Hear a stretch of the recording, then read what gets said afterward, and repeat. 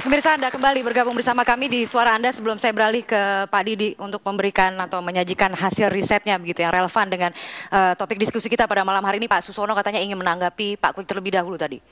Iya, tadi apa yang disampaikan Pak Kwik ya tentang soal penambahan lahan. Sebetulnya sejak awal pun ya, ketika saya jadi menteri, saya sudah mendeklar tidak mungkin kita akan swasembada kedelai tanpa ada tambahan lahan.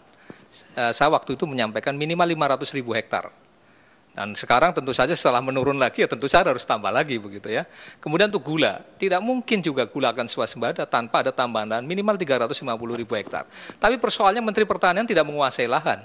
Ya, kita sih ingin membagi-bagi untuk reforma agraria dengan tambahan lahan minimal tadi 2 hektar untuk para petani.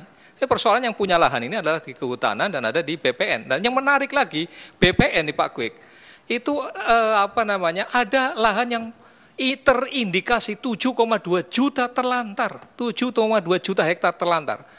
Akhirnya apa yang terjadi? Coba kita sisir lagi, ternyata yang potensial terlantar ada 4 juta hektar. Dari yang 4 juta kita sisir lagi yang clear and clean 13.000 hektar. Ini bisa bayangkan. Dan kenapa mereka menggugat dan menang? Ya karena memang dilindungi oleh undang-undang pemilik HGU ini. Ini kan ironis sebetulnya yang terjadi seperti ini. Nah inilah Bapak Presiden sendiri sudah memerintahkan kepada Kepala BPN untuk segera ini melakukan ada terobosan dan kemungkinan nanti akan ada impres ya untuk bagaimana mengatasi persoalan lahan yang di satu sisi petani kekurangan lahan, tapi di sisi lain ada lahan-lahan terlantar yang dibiarkan yang seharusnya mereka pemilik HGU ini harusnya terkena sanksi. Ya, ini yang saya kira tidak adil di sini. Dan ini kebijakan masa lalu bukan kebijakan Pak Presiden SBY. Ya, artinya dampak dari yang terjadi saat ini. Betul seperti itu, dampak dari kebijakan masa lalu, Pak Kwik? Ya, saya akan menanggapi ini memang kebijaksanaan masa lalu. Akan tetapi Pak SBY sudah berkuasa cukup lama. Seandainya Pak SBY baru berkuasa 2 atau 3 tahun, yes, masih bisa dimaafkan. Beliau sudah berkuasa sangat lama, tetapi tidak mengambil tindakan. Terus kemudian tadi yang kali ini saya sangat mendukung pernyataan Pak Susono bahwa memang pimpinan yang tertinggi yang tidak tegas. Kenapa tidak langsung dipecat Joyo Winoto? Kenapa tidak langsung diperintah-perintah saja? Jadi di dalam negeri tidak berani, di luar negeri juga tidak berani. Lalu bangsa ini dikorbankan untuk apa mereka mati founding fathers kita itu dulu? Oke, baik. Berani dulu kalau begitu untuk sudah, tadi artinya Pak Presiden sendiri sudah menegaskan nanti akan ada impres untuk mengatasi persoalan ini. Insya Allah sebentar lagi tidak, karena ini sedang dalam waktu 3 bulan ini kita jadi akan sedang ada terobosan menyisir gitu ini jangan-jangan dan kita harus ada menterinya ketemu. Jangan-jangan menterinya ketemu Pak Presiden susah Pak, jadi susah untuk koordinasi. Baik Pak, saya beralih dulu ke Pak Didi kalau begitu untuk memaparkan kurang lebih kemampuan pangan nasional kita saat ini seperti apa Pak? Setidak-tidaknya kalau kita bicara dalam konteks pangan pokok begitu ya, kalau dulu kita mengenal ada 9 bahan pokok, bagaimana dengan sekarang Pak Didi, Anda melihatnya seperti apa? Terima kasih Mbak Kania. Walaupun sebenarnya pertanyaan itu rada overshooting ke saya, karena kami memang lebih banyak pada komoditi perkebunan, dari kelapa sawit, gula, kopi, kakao, teh, kina. Tetapi kalau kami sebagai peneliti, dan peneliti ini biasanya kan boleh salah, tapi tidak boleh bohong. Ini kami melihat memang jauh apa yang diomongkan dengan yang dijalankan. Artinya kalau kita bicara persoalan riset saja, semua pasti sepakat bahwa itu menjadi sebuah kekuatan di dalam pembangunan di bidang apapun, khususnya di bidang pertanian. Tetapi kita bisa melihat kebijakan anggaran riset kita. Yang tentu ini tidak mungkin kita berharap bahwa dengan riset dihasilkan teknologi yang mampu mengatasi semua persoalan-persoalan di dalam khususnya produktivitas dari pangan kita. Jadi saya kira kita sering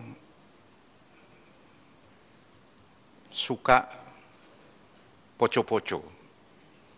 Bagaimana tuh maksudnya? Sibuk ke kanan, ke kiri, ke depan, ke belakang, but we going nowhere. Intinya untuk meraih kembali kalau bisa. Ini yang ingin saya tekankan bahwa persoalan pertanian, investasi ataupun bisnis pertanian itu adalah high risk. Risikonya sangat tinggi.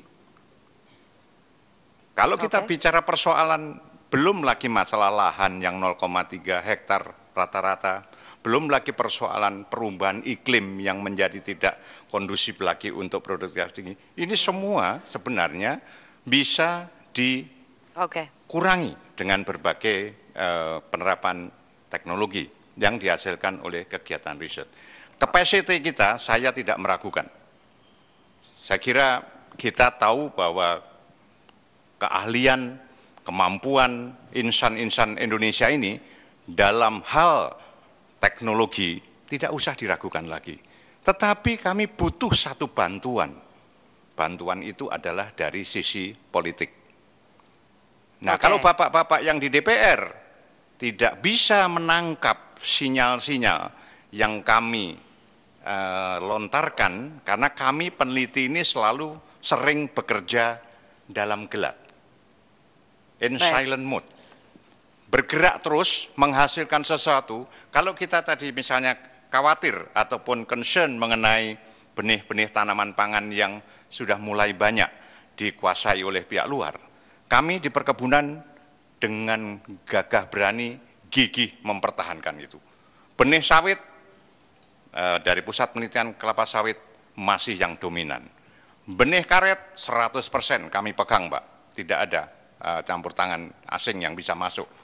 Tebu juga demikian. Nah, ini yang juga memerlukan dukungan dari sisi politik.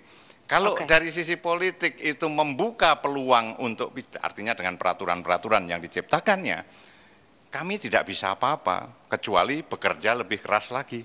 Lebih keras lagi. Jadi kalau mengenai pertanyaan capacity, we no doubt about it. Baik, berarti dulu kalau begitu tadi kan ada pertanyaan kepada bapak-bapak di DPR, Pak Viva mungkin ingin menanggapi soal RUU Pangan ini yang sampai sekarang ini kan masih terkatung-katung begitu ya. Itu kabarnya seperti apa sebenarnya, Pak? Kalau soal RUU Pangan tinggal satu pasal saja sudah selesai. Pasal-pasal yang krusialnya begitu mungkin bisa dijabarkan di sini. Tidak ada pasal yang krusial. Pada waktu pembahasan RUU Pangan, salah satunya adalah soal impor. Ini Pak Siswono juga menjadi anggota. Jadi syarat dari impor itu adalah apabila pemerintah tidak mencukupi kebutuhan dalam negeri dan bahannya tidak bisa diproduksi di Indonesia. Itu yang pertama. Yang kedua syaratnya, impor bisa dilakukan apabila dalam rangka peningkatan kesejahteraan petani tidak boleh merugikan petani. Jadi beberapa kasus kan seringkali terjadi di saat panen raya impor masuk. Jadi ini menunjukkan bahwa political will pemerintah itu lemah. Kalau tadi dikatakan Pak Menteri Pertanian tentang pembagian kerja per kementerian, Kementerian Pertanian, Kementerian Kehutanan, dan BPN, itu adalah menyangkut wilayah lembaga eksekutif. Kalau bicara soal lembaga eksekutif, ya tergantung kepada leadership pemerintahnya, kepada presiden. Dari sisi legislatifnya? Jadi dari satu hal menurut Soekarno, apabila suatu negara tidak mandiri dalam hal pangan, maka akan sangat berbahaya dalam hal kedaulatan pangan. Jadi tidak ada political will dari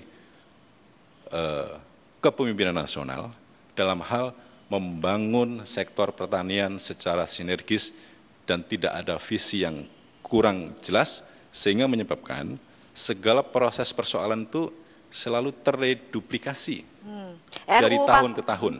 Gitu. Jadi itulah yang pertama.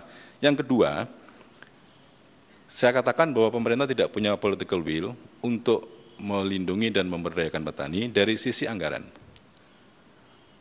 Dari sisi anggaran pertanian, memang tidak bisa disalahkan Pak Menteri Pertanian yang sudah berupaya keras untuk selalu bersama-sama dengan kami meningkatkan anggaran. Anggaran Kementerian Pertanian setelah kita data itu 1,3% dari total APBN 2013, yaitu sekitar 17,9 triliun. Itu sangat kecil sekali.